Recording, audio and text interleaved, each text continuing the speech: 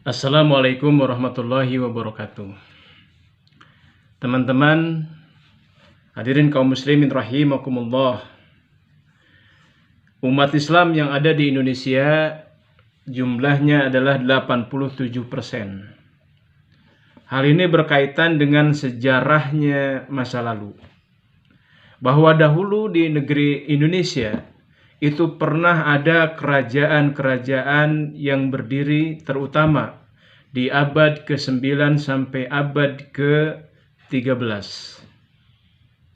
Salah satu kerajaan Islam yang pernah berdiri di Indonesia dan yang pertama berdiri itu ada di Aceh, yang disebut dengan atau yang dikenal dengan Kerajaan Perlak. Kerajaan Perlak ini berdiri pada tahun 840 sampai 1292.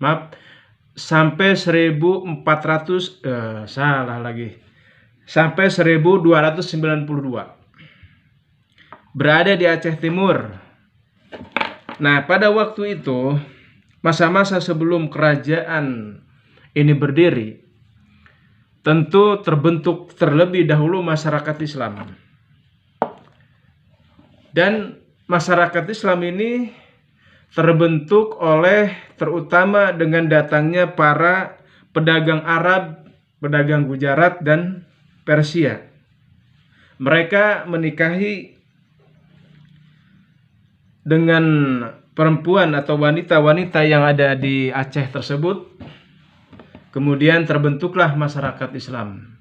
Dan perkembangan dari masyarakat Islam itu berikutnya adalah berdiri kerajaan. Nah, ini menurut perspektif ilmu saat sekarang, bagaimana suatu masyarakat yang awalnya tidak mengenal Islam, di sisi lain Islam baru berdiri, baru datang di abad ke-7. Abad ke-7 Islam datang di Mekah atau di Arab, kemudian menyebar ke seluruh dunia. Kemudian di abad 8 atau di tahun 840 berdiri Kerajaan Perlak di Aceh. Ini kerajaan Islam pertama di Indonesia. Nah, artinya ada 3. Pertama, bahwa Islam masuk ke Indonesia itu bisa dengan berbagai cara, tapi cara yang paling efektif dan paling utama adalah dengan menyengaja mendakwahkannya. Bukan dengan sambilan, tidak bisa dengan sambilan dagang sambil berdakwah, atau misalnya menjadi tentara sambil berdakwah, enggak begitu. Tapi Islam disebarkan itu betul-betul dengan metode dakwah, dengan tugas khusus atau dengan seseorang yang ditugaskan oleh pemerintahan Islam di Arab pada waktu itu, atau kerajaan Islam di waktu itu, atau khilafah di waktu itu, menugaskan para mubalignya untuk menyebarkan Islam secara khusus dengan tugas berdakwah ke berbagai pelosok. Nah, kita tahu Rasulullah SAW juga menugaskan sahabat-sahabatnya untuk mendakwahkan Islam ke berbagai wilayah di zamannya, ke tempat-tempat yang sangat jauh. Nah, mendakwahkan Islam ini dilakukan oleh orang-orang yang diutus oleh para sahabat setelah Rasulullah meninggal, terus hingga zaman sekarang. Nah, sehingga berdasarkan analisa ini, Islam masuk ke Indonesia jauh sebelum kerajaan itu berdiri. Ini logis. Gak mungkin Islam datang langsung berdiri kerajaan. Terus sebelum kerajaan berdiri tentu terbentuk dulu masyarakat Islam. Sebelum ada masyarakat Islam tentu ada semacam ajakan atau dakwah kepada masyarakat di waktu itu. Dan itu berlangsung selama bisa puluhan tahun, bisa mencapai 100 tahun. Jadi sebelum berdiri kerajaan Samudra Pasai itu sudah berdiri, sudah ada masyarakat Islam, dan jauh sebelumnya sudah ada proses-proses dakwah yang dilakukan oleh para mubaligh untuk mengajak masyarakat kepada Islam. Itu yang pertama. Yang kedua, mari kita perhatikan yang datang menurut data sejarah yang datang kepada masyarakat Indonesia waktu itu adalah para pedagang. Ini betul.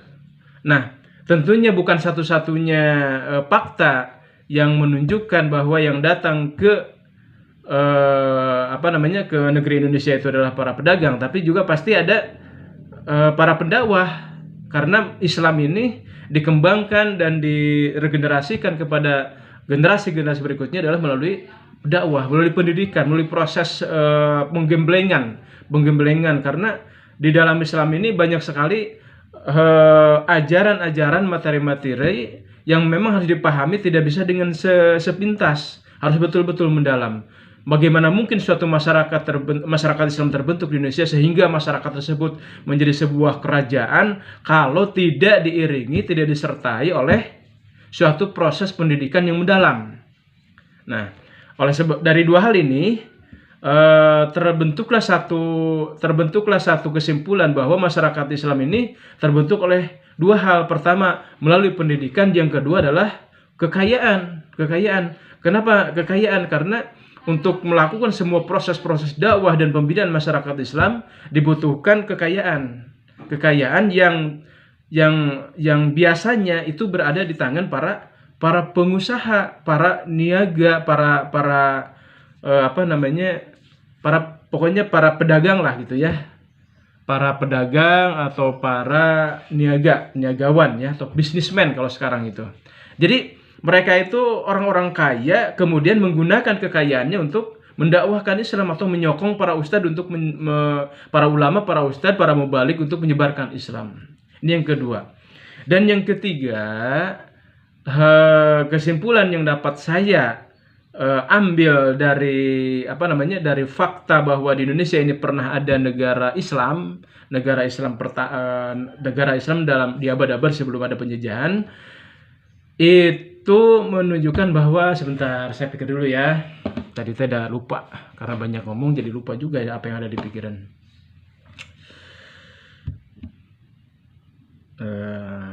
Nah, inilah kelemahan saya, kadang-kadang kalau mestinya dicatat ya tadi itu. Jadi yang ketiga itu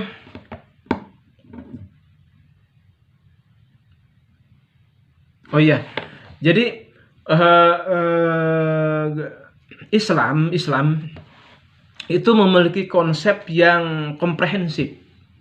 Dalam arti begini, kalau selama ini Islam dipandang hanya sekedar mengurus atau membatasi gitu ya, sebagaimana yang ada di pikiran orang-orang liberal, agama itu hanya mengurus soal ibadah, hanya mengurus soal hubungan antara seorang hamba dengan Allah. Tidak, Islam tidak begitu. Islam tidak hanya yang serupa itu saja. Islam juga mengurus hubungan antar warga, antar masyarakat, bahkan sampai terbentuknya negara. Di Indonesia itu pernah ada kerajaan-kerajaan Islam yang tentunya mereka itu mengurus berbagai hal terkait kehidupan dunia, baik hubungan dengan sesama muslim atau dengan orang-orang yang belum masuk Islam atau menentang Islam dan sebagainya. Nah, berdasarkan hal itu, 3 poin tadi, bahwa yang pertama bahwa Islam disebarkan ke Indonesia itu jauh sebelum berdirinya negara-negara Islam. Yang kedua bahwa ada semacam di dalam mengembangkan dakwah dan kerajaan ini ada semacam kolaborasi antara pengusaha dan para ulama dan juga orang-orang yang ahli di dalam pemerintahan. Dan yang ketiganya terjadi suatu kesimpulan yang fenomenal bahwa Islam telah terbukti bahkan sampai hari ini tentang peran sertanya dalam membentuk dan mewujudkan masyarakat Islam atau warga negara yang baik. Nah, demikian bahasan saya teman-teman. Walaupun belepotan, mohon maaf karena mungkin ini ya adat yang nggak bisa dihilangkan. Paling tidak ketika saya belum belajar bagaimana berkomunikasi yang lebih efektif. Terima kasih. Assalamualaikum warahmatullahi wabarakatuh.